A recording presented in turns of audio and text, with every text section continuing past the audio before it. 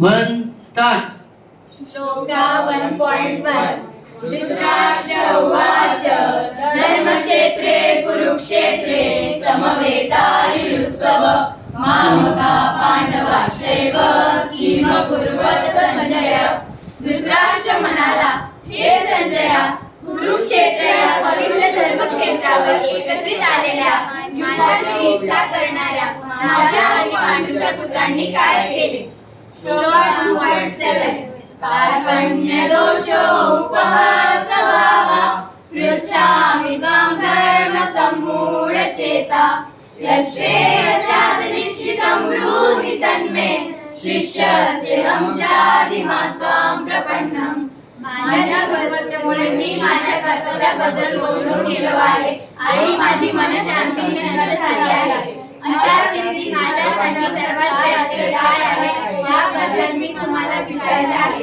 मी तुमचा शिष्य आहे आणि तुम्हाला शरण आलो आहे. कृपा करून मला उपदेश करा.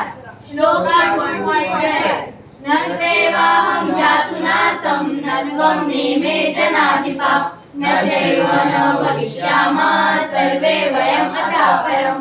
ज्या काळी मी तुम्हाला हे सर्व राजे अस्तित्वात नव्हते असा काळ कधीही नव्हता आणि भविष्य काळात आपण अस्तित्वात होणार असेही नाही. श्लोक 2.13 देहिनोऽस्मिन् यथा देहे कौमारं यवनं जरा तथा देहांतर प्राप्ती धीरस्तत्र न मुह्यति. ज्याप्रमाणे देहधारी आत्मा अविरतपणे बालपणापासून तारुण्यात आणि तारुण्यातून म्हातारपणात जात असतो, त्याचप्रमाणे मृत्यूनंतर जीवात्मा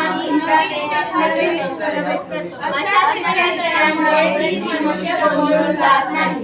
श्लोक 1.14 मात्रा स्पर्शा सुकौन्तेय शीतोष्ण सुख दुःखदा आगमापायनो नित्या तांत्रिकशस्व भारत.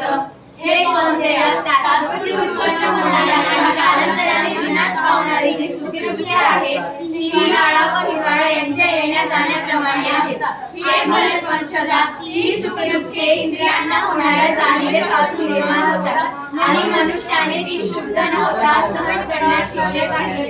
श्लोक 1.20 न जायते म्रियते वा कदाचित् नायं भूत्वा भवितवान् भूयः अजो नित्यशाश्वतोऽय पुराणो न हन्यते हन्यमाने शरीरे.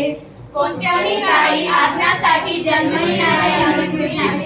त्याचा जन्म झाला होता असेही नाही, त्याचा जन्म होतो असेही नाही, त्याचा जन्म होणार असेही नाही. तो जन्म सनातन नित्य असणारा पुरातन आहे. शरीराचा नाश झाला तरी त्याचा नाश होत नाही. श्लोक 2.22 नत्वांसि जीर्णानि यथा विहाय नवानि गृह्णाति नरोपराणि तथा शरीराणि विहाय जीर्णानि नन्यानि शय्यानि नवानि देहि. ज्याप्रमाणे मनुष्य त्याग करून नवीन वस्त्रे धारण करतो, त्याचप्रमाणे जीवात्माही मृत्यूनंतर एक मिनिट बोल. ज्याप्रमाणे देहधारी आत्मा जुन्या वस्त्रांचा त्याग करून नवीन वस्त्रे धारण करतो, त्याचप्रमाणे मृत्यूनंतर जीवात्मा दुसऱ्या देहात प्रवेश करतो. तुझा श्लोक झाले. हा पुन्हा श्लोक 2.23 नैनं छिन्नन्ति शस्त्राणि नैनं दहति पावका न चैव नैरन्तापो न शोषयति मारुतः. या आत्म्याच्या कोणत्याही शस्त्राद्वारे गुन्हे करता येत नाही, आगीद्वारे त्याला जाळता येत नाही, पाण्याद्वारे त्याला भिजवता येत नाही आणि वाऱ्याने त्याला सुकवता येत नाही. हरी बोल.